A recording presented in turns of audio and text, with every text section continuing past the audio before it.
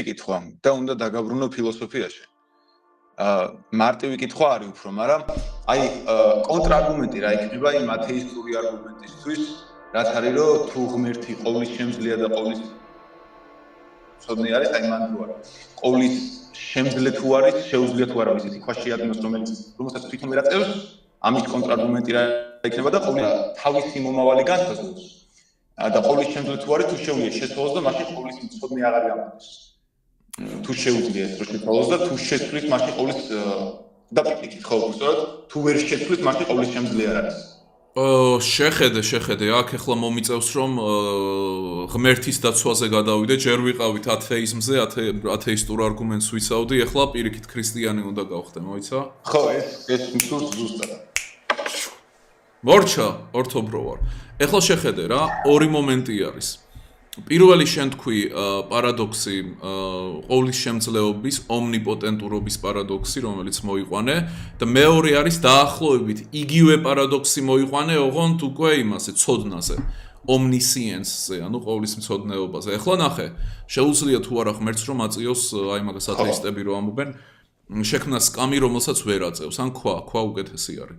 ახლა ნახე, ეგ არგუმენტი ცრუ რატომ არის და დებილური? იმიტომ რომ ღმერთს შეუძლია ყველაფერი, რაც არის ლოგიკურად შესაძლებელი, ხვდები?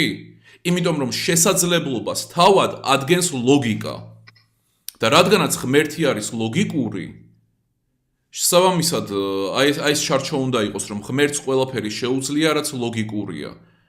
მოიცა, ალოგიკური არ შეუძლია ღმერთს, ალოგიკური შეძლებაზე თუ გადავედით, ალოგიკურში უკვე თვითონ კონცეპტი შეძლების იკარგება. იმიტომ რომ ალოგიკურ დომენში თუ გადავხდით, მათ რას ნიშნავს შესაძლებელი საერთოდ. ვინმე შეუძლია მობოდოს, რას ნიშნავს ალოგიკურ კონტექსტში და ფრეიმვორკში შესაძლებლობა, ან შეუძლია, იმიტომ რომ ალოგიკურ სამყაროში შეუძლია პირიც არ არის. არც თვითონ კონცეპტი რაღაცის შეძლების. იმიტომ რომ შეძლება უკვე გულისხმობს რომ ლოგიკას ემორჩილება. შესაბამისად, ეგ კითხვა თავიდანვე ცრუ არის. იმიტომ რომ ღმერთის ყოვლის შემძლე ღმერთი ლოგიკური არის პირველ რიგში. შესაბამისად, ღმერთს შეუძლია თუ არა, ანუ აი მაგიტომ არის ეგ დებილური კითხვა, ანუ. მაგით იმას კითხულობ, რეალურად ღმერთი არის თუ არა ლოგიკური. ეხლა მეორე, რაც შეეხება ყოვლის მცოდნეობას. რა ჯანდაბას ნიშნავს ყოვლის მცოდნეობა ღმერთის კონტექსტში? ყოვლის მცოდნეობა ღმერთის კონტექსტში იმას ნიშნავს, რომ ღმერთმა იცის ყველა ჭეშმარიტი პროპოზიცია. პროპოზიცია რა არის? წინადადება, რომელიც არის ან ცრუ, ან ჭეშმარიტი.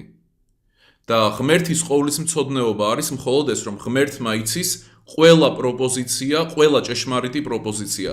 ეს არის ყოვლის მცოდნეობა.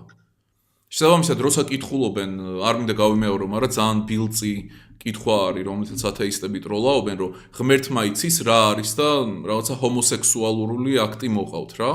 იცის ეგ რა არისო? და აი მანდაც ეს რაც ახლა თქვი შეგიძლია გაახმოვანო.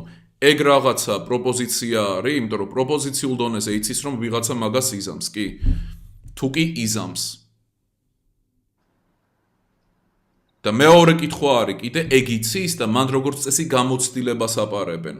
და არა, გამოცდილებით ღმერთმა არ იცის ყველაფერი და არც არის საჭირო და ეგ არ უარყოფს ღმერთის ყოვლის მცოდნეობას, იმიტომ რომ ყოვლის მცოდნეობა გამოცდილებაზე არ გადის, არამედ პროპოზიცია ჭეშმარიტი როა მაგის ცოდნაზე. ეს არის და ეს. всё, განაც და ეს ლოგიკა იყო ძალიან დამეხმარა. აი ძალიან დამეხმარა ლოგიკა და ალოგიკა და კარგად ახსენე, მადლობა. მაგრამ აი მოკლედ მაინტერესებს შენ პასუხი, რა ხმა არის თუ რა არის აი საწყისის? რისი საწყისი წერტილი ადამიანის კოგნიციის, სამყაროსი, ბიოლოგიური ცხოვრების დედამიწაზე გააჩნია, ზოგრამეს მართლა აქვს ჯენესისი და ზოგრამეს არ აქვს უბრალოდ და არც არის საჭირო. აი რაც იდეის, აი თქვა აი რაც იდეის ახსნაო. აი ღმერთი ხო, ეგეც ხო აი ღმერთი თქვა გამომდინარეობს იქიდან რომ უბრალოდ მორალიდან გამომდინარეობს ღმერთი, აი ღმერთის არსებობა გამომდინარეობს უბრალოდ იქიდან რომ რაც უნდა გწამდეს რა, მაგრამ აი ეს რაც უნდა გწამდეს, ეგ ანუ საწყისი საიდან მოდის? ნუ შეხედე, გააჩნია როგორ მიუდგები, თუ მიუდექი მექანისტურად და ბიოლოგიურად, ღმერთიც, რელიგიაც, მორალიც და ყველაფერი გამომდინარეობს ადამიანის ევოლუციური ისტორიიდან, ხო? თუ ეს კითხეთ ის გეტყვის, რომ იქიდან გამომდინარეობს, რომ ღმერთმა შექმნა სამყარო, ადამი და ევა და მაგათგან მოდის ყველაფერი და ეგრე ვიცით ღმერთზე.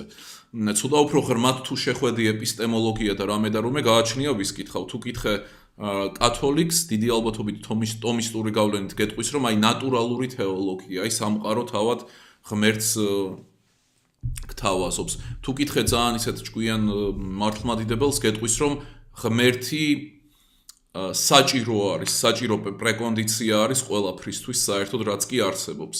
ეგ არის პრესუპოზიციონალიზმი, ასე ჰქვია, რომ და ასე ამბობენ რა, ეს მიმი არის, რა თქმა უნდა, არც არგუმენტი, არც არაფერი, მაგრამ აი ინტროდაქშენი რო გაიარო, ასე გეტყვის დიდი ალბათობით მართლმადიდებელი და ასევე კალვინისტი, რომ ღმერთის ეს ვანტილისგან მოდის საკითხული მაქვს მაგის სიგნები, რომ ღმერთის მტკიცებულება იმაში არისო, რომ ღმერთის გარეშე ვერაფერს დაამტკიცებო, ეს არის ვანტილის ცნობილი quote და მან იგულისხმება ეგეთი პრესუპოზიციონალური მიდგომა, რაც განსხვავდება აი ამ თომისტური მიდგომისგან, რომ აი ნატურალური თეოლოგია და სამყაროსგან უნდა მიხვიდე ღმერთამდე, არა ღმერთიდან უნდა დაიწყო.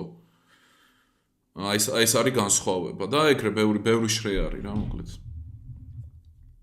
გააჩნია რა შრეზე გინდა რომ გაჩერდე. საბოლოოდ ალბათ იქამდე დადის, რომ რაც მეტ სიამოვნებას განიჭერს ალბათ იმაზე. საბოლოო ჯამში გეტყვი რა, საბოლოო ჯამში აი შენი პარადიგმულ დონეზე შენი საწყისი რწმენები რა არის? რას დადგამ მან რწმენად, ხო? რა პროპოზიციებს გაიყვან შენს პრესუპოზიციებად? აი მარტო მაგაზე არის დამოკიდებული ყველაფერი, ანუ ჭეშმარიტება რა არის, მორალი რა არის, ის რა არის, ეს რა არის, ყველაფერს ადგენს სისტემა, ჰაერში არ ყრია არაფერი. ყველაფერი დგინდება სისტემით. ვიღაცას მართლა გქონია რომ ჭეშმარიტება არის და აბა რა არის.